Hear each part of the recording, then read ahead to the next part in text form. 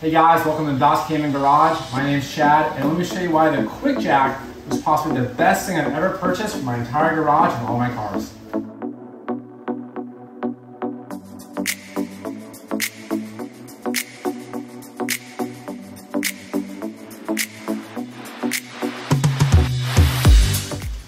Alright, we're going to go over why I bought it, how much it was, my favorite parts about this QuickJack system, the least favorite parts about it, why I chose this over a two-post lift, and any accessories that I would recommend you buy for your QuickJack system.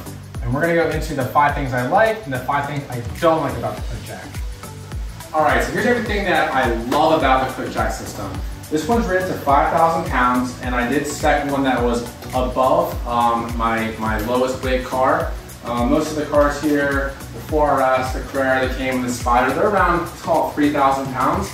So I wanted to make sure that my motor, the hydraulic that I used for this, was rated above it, so I wasn't really encroaching upon a 3,000 pound car, a 3,000 pound jack. I know these have factors of safety built into them, but just for peace of mind, just in case I want to lift, a heavy sedan one day, I wanted some more, headspace in there. But to get back to it, what I really love about this system is that this is probably the most reliable way for lifting your car up, other than maybe like a 4-post lift. It's so quick, it's safe to use. You slide the jacks, on both sides. You saw earlier, we just, hit the up button, it all locks in place.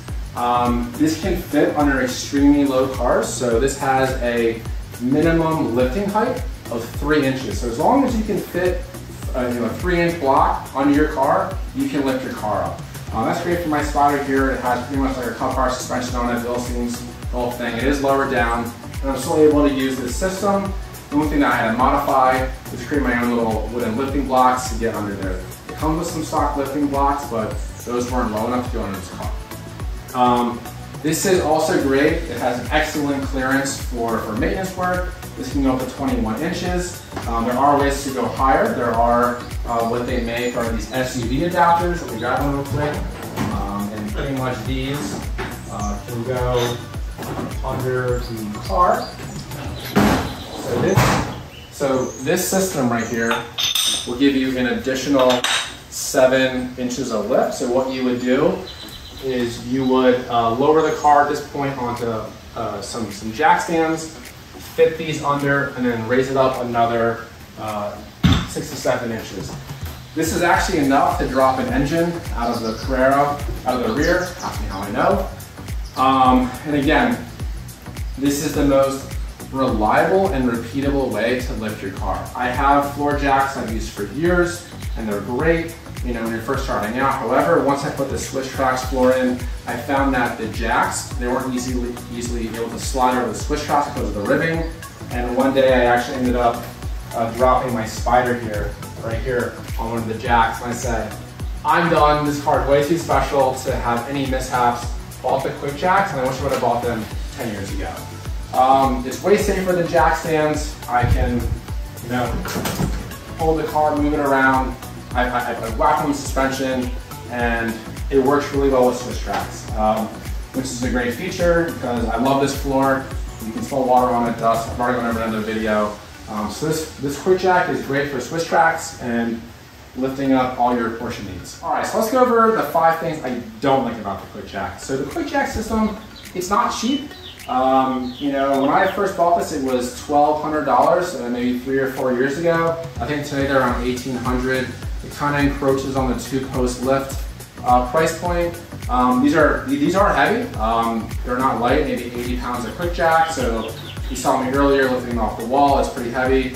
Another bad point is that everybody wants to use it. They say, oh, Chad's got the QuickJack. We're changing it at his place. So you become a little popular with that respect. The initial setup of the QuickJack, the priming the pumps, the hydraulic fluid, does take a little bit of time, maybe a half hour to an hour, but once you set it up, it's plug and play from there. I did have one quick disconnect coupler fail on me.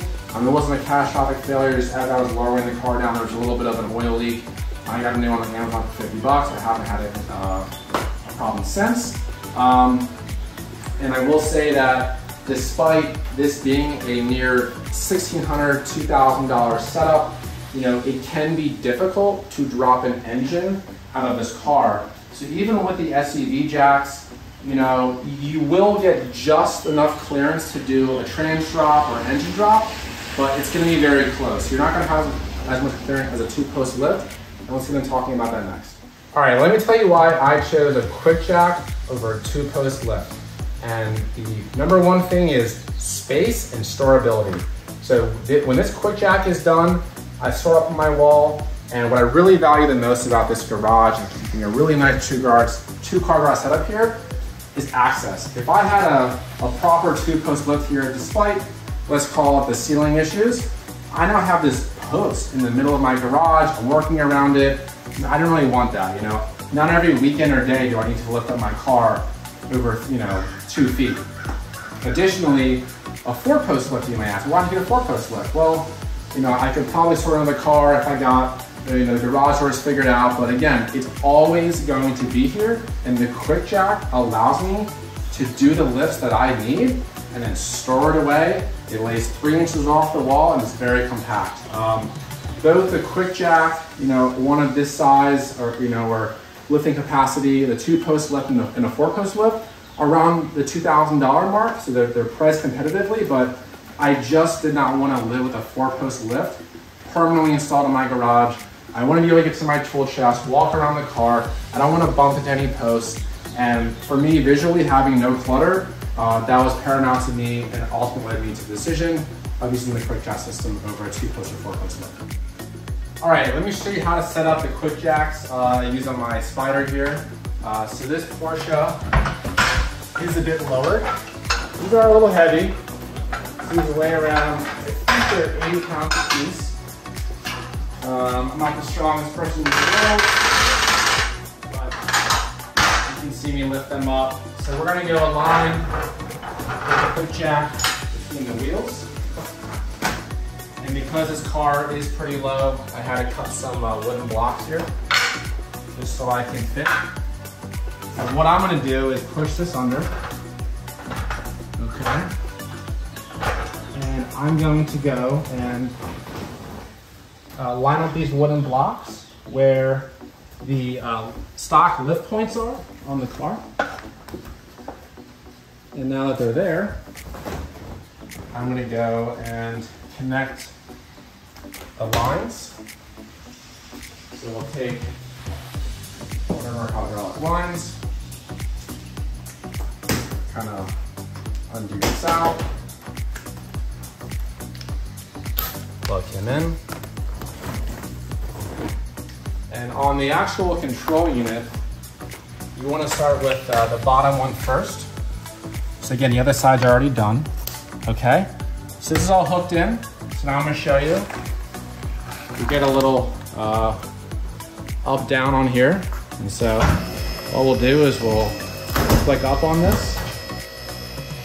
You'll see how fast this lifts. This car weighs around 2,800 pounds. The more it weighs, the slower it'll raise. So you do that first click. We'll come in here.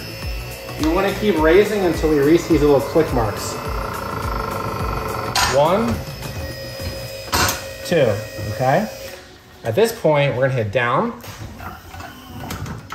That's now locked it in place. And so one cool thing about the QuickJack is after you get to your desired lifting, there's 2 spots. So you got your first bump stop right here and your second one right here. And it's critical that you lower the bracing onto those stops. And once you are, there's no hydraulic pressure in these lines anymore. And what you can do is you can actually disconnect them. So if you want some room to work, you can take these lines off and you can pretty much move this control unit out of the way, and it gives you a lot more clean space to work on the car, in and around, take the wheels off, etc., without the hydraulic lines or this hydraulic motor being in your way. All right, so to lower the car, you hook up your hydraulic lines from the jack to the pump here, and then what you're gonna do is you're gonna go click up, okay? Until you hear that motor make that kind of whining sound. Over here, you're gonna come over, lift that bar so this cam is sitting on that bump stop. We'll do the same for the other side real quick. Okay? And now that those cams are on top of those bump stops, that cam can ride over. And if you want to get a close-up of that, of these cams riding over this first bump stop. See how it drops right there. And let's get a full shot of the entire car. Right now I'm holding the down button on the remote control. And that is it. So at this point, what I'll do is I'll grab these hydraulic lines, pop it off both sides, pop them off here, and let's see. Okay. So now this line's free. What I'll do, I'll just loop it up real quick. And then what I have here in my garage is got some wall storage. So I'll grab each QuickJack and put it up on the wall. It's out of the way. On to the next job. And as always, if you have any questions about the QuickJack system, any problems I've had, or any user things at all, please let me know in the comments below. I have linked a purchasing link in the description as well. So if you want to pick it up for yourself in your Porsche or wherever your car needs, go ahead and do so. Thanks for watching.